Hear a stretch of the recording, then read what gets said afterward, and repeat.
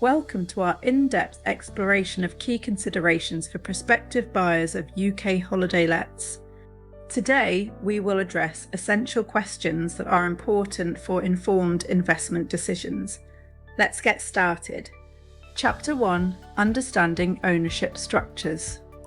One of the first decisions you need to make is whether to purchase your holiday let personally or through a limited company.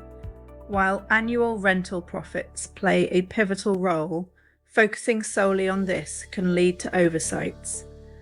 Following the end of the furnished holiday lettings regime, it is vital to contemplate your long-term goals before investing. Chapter 2: Initial questions to consider. Consider reflecting on these three fundamental questions. 1. How long do I plan to hold the property? 2. Will I require the cash personally if I decide to sell? 3. Could refinancing be a viable option in my strategy? Why are these questions essential? With new regulations kicking in as of April 6, 2025, the special capital gains treatment previously granted under the furnished holiday lettings regime will not apply. Additionally, changes concerning corporation tax will be in effect from April 1st, 2025. This necessitates a thorough understanding of what this means for you. Chapter 3: Capital gains tax considerations. As a newcomer to the market, you need to be aware that owning a holiday letting business does not automatically qualify it as a trade. Consequently, it is important not to assume that you will have access to business asset disposal relief when you eventually exit the investment. Under personal ownership, selling the property may necessitate a personal capital gains tax calculation. For the tax years 2026 and 2027, the annual exempt amount for most individuals is projected to be £3,000. Be aware of the current capital gains tax rates, set at 18% and 24%, depending on your taxable income and the specifics of your capital gain. When dealing with UK residential property sales, it's important to note that HMRC mandates reporting and payment within 60 days of completion. This requirement must always be on your radar. Chapter 4: A company structure perspective. If you opt to purchase through a limited company, be prepared to address two key aspects. The company will manage the sale of the property and assess its taxable position. You will also need to consider what happens to the remaining cash following the sale.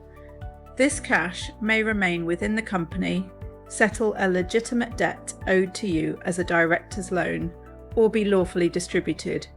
Each choice significantly impacts the shareholder's tax situation, which is why careful consideration is essential.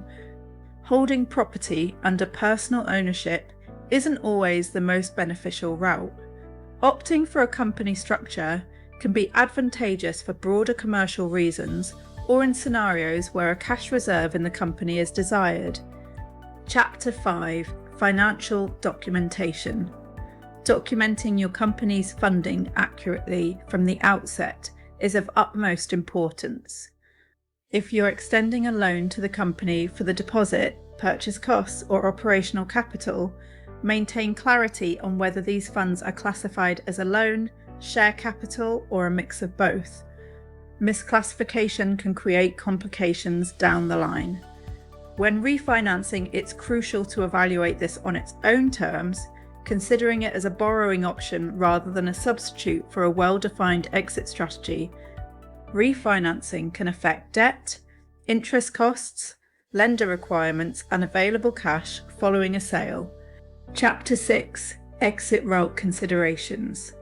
As you plan your acquisition, avoid making your decision based solely on the expectation of a company's share sale. Future buyers may prefer purchasing the property outright rather than the company it resides in. Multiple factors such as due diligence, lending processes, legal stipulations, and buyer preferences will contribute to this decision. Chapter 7: Final checklist.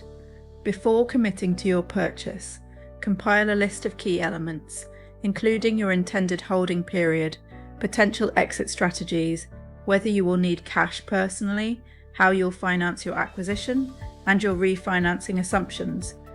Finally, consulting a qualified advisor may provide tailored insights and modelling based on your unique circumstances, which can be invaluable.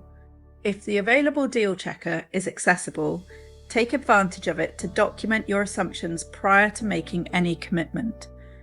Closing thoughts. To summarise our discussion today, we have highlighted a range of factors that potential UK holiday let investors should factor into their planning. Gaining a comprehensive understanding of ownership structures, capital gains implications, corporate considerations, and forward planning can significantly facilitate your investment journey. If you need more holiday let calculators, guides, and deal checking tools, visit holidayletinvestor.co.uk